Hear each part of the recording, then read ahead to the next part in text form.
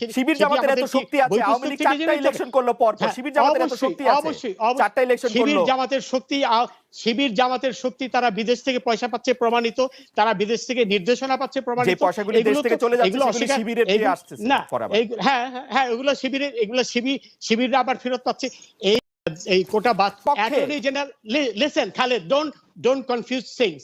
৭১-এর পরাজিত অপশক্তি বিএনপি, শিবির, জামাত, এরা মিলে এই ঘটনাটি ঘটিয়েছে, এই পরিস্থিতি সৃষ্টি করেছে একই উদ্দেশ্যে পরিস্থিতি সৃষ্টি করেছে শিবির।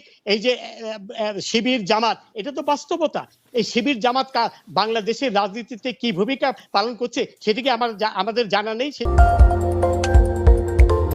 এই কোটা বাদ। Attorney general, listen Khaled, don't confuse things. ৭১-এর পরাজিত অপশক্তি বিএনপি, শিবির, জামাত, এরা মিলে এই ঘটনাটি ঘটিয়েছে, এই পরিস্থিতি সৃষ্টি করেছে একই উদ্দেশ্যে পরিস্থিতি সৃষ্টি করেছে শিবির। এই যে শিবির জামাত, এটা তো বাস্তবতা। এই শিবির জামাত বাংলাদেশের রাজনীতিতে কি ভূমিকা পালন করছে সেটিকে আমাদের জানা নেই। শিবির জামাতের এত শক্তি আছে, আওয়ামী লীগ ৪টা ইলেকশন করলো পর পর, শিবির জামাতের এত শক্তি আছে, অবশ্যই ৪টা ইলেকশন করলো। শিবির জামাতের শক্তি, তারা বিদেশ থেকে পয়সা পাচ্ছে প্রমাণিত, তারা বিদেশ থেকে নির্দেশনা পাচ্ছে প্রমাণিত। যে পয়সাগুলো দেশ থেকে চলে যাচ্ছে সেগুলো শিবিরের দিয়ে আসছে। না, হ্যাঁ এগুলো শিবিররা আবার ফেরত পাচ্ছে। এই জিনিসগুলো তো বাস্তবতা, এগুলো তো প্রমাণিত সত্য কথা। এবং এই যে গতকাল যখন নূর নামে একজনকে যখন ম্যাজিস্ট্রেট কোর্টে প্রডিউস করা হলো, তখন সেইখানে যে ছিল, ফরওয়ার্ডিং ছিল, সেই ফরওয়ার্ডিং এ বলা হয়েছে যে নূরের সাথে এই কোটা আন্দোলনের নেতৃত্ব দিচ্ছে এমন দুজন ছাত্রের কথা হয়েছে।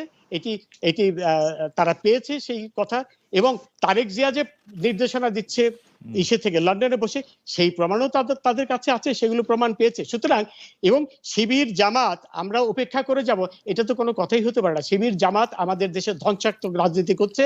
1971-এ তারা ধ্বংসাত্মক রাজনীতি করেছিল। না, এটা তো একটা আওয়ামী লীগের রাজনৈতিক বয়ান আপনিও দিচ্ছেন স্যার। আমি একটু আওয়ামী লীগের রাজনৈতিক বয়ান নয় খালেদ, এটা সকলে, এটা হলো বাস্তবতা। অবশ্যই মানে এটি অস্বীকার করা মানে হলো, এটা অস্বীকার করা না, এটি বলা মানে হচ্ছে যে ঝামেলাটা হয়েছে তার থেকে পাশ কাটানো। স্যার আমি একটু আপনার আরেকটা দৃষ্টি, মোটেও না। জামাতের একমাত্র উদ্দেশ্য দেশকে পাকিস্তান বানানো, দেশে তার থেকে পাশ কাটানো। স্যার আমি একটু আপনার আরেকটা দৃষ্টি, মোটেও না। শোনো, এই শিবির জামাতের একমাত্র উদ্দেশ্য দেশকে পাকিস্তান বানানো, দেশে তালেবানি রাষ্ট্র প্রতিষ্ঠা করা, এবং এই উদ্দেশ্য নিয়েই তারা, এটা তো জামাত শিবিরের সাথে তো আমার কথা, জামাত শিবিরের এই উদ্দেশ্যের কথা তো তারা বলে না, জামাত শিবির তো এই উদ্দেশ্যের কথা বলে না, এই যে সাধারণ ছাত্রদের শোনো খালেদ, সাধারণ ছাত্রদের ব্যবহার করা হয়েছে, তারা জানতো না জেনেই তারা এই জামাত শিবির বিএনপির ফাঁদে পা দিয়েছে, পা দিয়ে এখন কিন্তু তারা বুঝতে পেরেছে, বুঝে তারা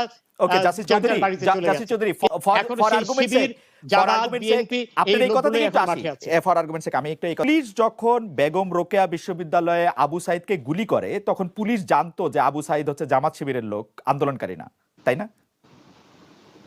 না, সেটা আমি কি করে বলবো, আমার কাছে সেই ইনফরমেশন নেই। এখন কথা হলো যে তাহলে আপনি মনে করেন যে পুলিশের ওই গুলি করাটা ঠিক ছিল? পুলিশের ওই গুলি করাটা ঠিক ছিল? না, আমি যেহেতু, শোনো, সরকার একটি তদন্ত কমিশন করেছে, এবং তদন্ত কমিশনটা কিন্তু সরকারি কর্মকর্তাদের দিয়ে নয়, তদন্ত কমিশন করা হয়েছে একজন হাইকোর্টের একজন মাননীয় বিচারপতির নেতৃত্বে। সেখানে সবকিছু ভেসে আসবে, সেখানে তো আমরা সবই দেখতে পাবো। উনি তো তদন্ত করবেন না, উনি সরকারি লোকই ওনাকে তদন্ত করতে সাহায্য করছেন, এবং আপনিও খুব ভালো করে জানেন যে মানে এই জুডিশিয়াল কমিশন কিভাবে গঠিত হয়, কিভাবে তারা কাজ করতে পারে। আমি ওই প্রসঙ্গে যেতে চাই না। তাহলে আপনি এই কথা বলছেন যে পুলিশ আসলে ধৈর্য ধরেছিল, এবং পুলিশ যেটি করেছে এটি ঠিক করেছে। এইজন্য না, পুলিশ না, আমি জেনারেলি বলছি, পুরো প্রেক্ষিতে বলছি, যখন এরা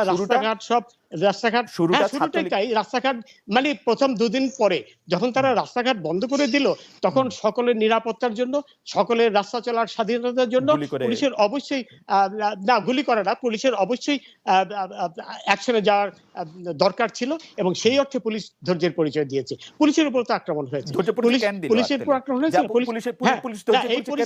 এবং এই জন্য দায়ী তাদেরই ক্ষমা চাইতে হবে যারা এই পরিস্থিতি সৃষ্টি করেছে, এবং এই পরিস্থিতি উস্কানি দিয়েছে, যারা এটাতে উস্কানি দিয়েছে, তাই না? হ্যাঁ, যারা উস্কানি দিয়েছে, আপনার কাছে মনে হয় না এই উস্কানি আওয়ামী লীগের সভাপতি সাধারণ সম্পাদক দিয়েছে? আপনার মনে হয় না? না, এটা মোটেও মানে এই উস্কানি দিয়েছে।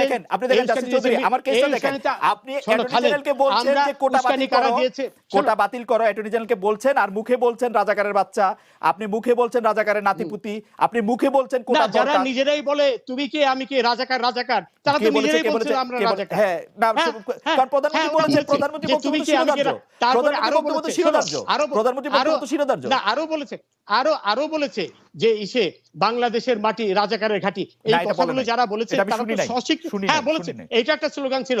এবং সবচেয়ে আরেকটা বড় কথা হলো যে এইখানে এই কোটার, শোনো, কোটার সাথে ভারতের সম্পর্কটা কি, তারা ভারতের বিরুদ্ধে স্লোগান দিয়েছে। সবকিছু মিলে এটি অত্যন্ত পরিষ্কার যে এটি মোটেও কোটার বিষয় কোনো বিষয় ছিল না। কোটার যে সাধারণ ছাত্ররা তারা এদের ফাঁদে পা দিয়েছিল তা না বুঝে, এবং যখন দেখলো আপিল বিভাগের রায়ের পরে তারা কিন্তু সবাই যার বিচারপতি চৌধুরী, আমি আপিল বিভাগের রায় এখন বুঝতে পেরেছে যে বিচারপতি চৌধুরী, আমি আপিল বিভাগের রায় আমি একটু বোঝার জন্য, বিচারপতি চৌধুরী, আমি আপিল বিভাগের রায় এখন বুঝতে পেরেছে যে বিচারপতি চৌধুরী, আমি আপিল বিভাগের রায় আমি একটু বোঝার জন্য, আমি একটু বোঝার জন্য, এইসব লোকেরা। হ্যাঁ, বিচারপতি চৌধুরী, আমার একটু বোঝার জন্য যে তাইলে দেখা যাচ্ছে যে সরকার প্রথম থেকেই কোটা বাতিলের পক্ষেই ছিল, মানে, এবং আন্দোলনকারীরা যা চেয়েছিল তাই চেয়েছে, প্রমাণিত, এটা প্রমাণিত এবং ডকুমেন্টেড। তারপর ডকুমেন্ট তাই বলছে। ওবায়দুল কাদের, আওয়ামী লীগের সাধারণ সম্পাদক, আওয়ামী লীগের সভাপতি, প্রধানমন্ত্রী শেখ হাসিনা এবং আইনমন্ত্রী যা কিছু বলেছিলেন, তাদের বক্তব্য না, খালেদ শোনো, তারা কিন্তু কেউ বলেনি যে কোটার পক্ষে। সবচেয়ে বড় কথা, অ্যাপিলেট ডিভিশনে কি ডকুমেন্ট গেল সেটাই তো আমরা দেখব। এবং তারা কিন্তু ওবায়দুল কাদের সাহেব বলেনি, আপনি কিন্তু একটা ছোট জিনিস ওভারলুক করছেন মাই লর্ড। আপনি কি দেখছেন যে অ্যাপিলেট ডিভিশনের কাছে যে কাগজটা গেছে, সেই কাগজটা গেছে আন্দোলনের চতুর্থ দিনের মাথায়, অন্তত 25 জন মানুষ মারা যাওয়ার পরে অ্যাপিলেট ডিভিশন সেই কাগজ তৈরি করা হয়েছে। না, শোনো, আপনাকে ডেটটা বলেন, আপনাকে ডিভিশনের কাছে যে কাগজ, অন্তত 25 জন মানুষ মারা যাওয়ার পরে অ্যাপিলেট ডিভিশন সেই কাগজ তৈরি করা হয়েছে। না, শোনো, আপনাকে ডেটটা বলেন, আমি মিলাই দেখি, আপনি ডেটটা বলেন। প্রথম দিনে এই ঘটনা ঘটার আগেই মার্কিন যুক্তরাষ্ট্রের ম্যাথিউ মিলার বলে ফেলল যে 2 জন লোক মারা গেছে, যেটি একেবারে নেহায়েত একটা মিথ্যাচার জনিত সংগঠন ছিল। আপনি আমাকে একটু টাইমলাইনটা বলবেন, সরকার কবে এই কেভিয়েটটা তৈরি করছিল অ্যাপিলেট ডিভিশনে দেওয়ার জন্য, যে আমরা কোটা চাই না? এই কেভিয়েট তৈরি, শোনো, এই কেভিয়েট তৈরি করেছে সেই হাইকোর্টের রায় হওয়ার সাথে সাথে। 4 জুন, এই মুহূর্তে আমাকে দেখতে হবে। হ্যাঁ, সাথে হাইকোর্টের রায় হওয়ার সাথে সাথেই তারা কেভিয়েট দিয়েছিল। হ্যাঁ, সুতরাং এই প্রথম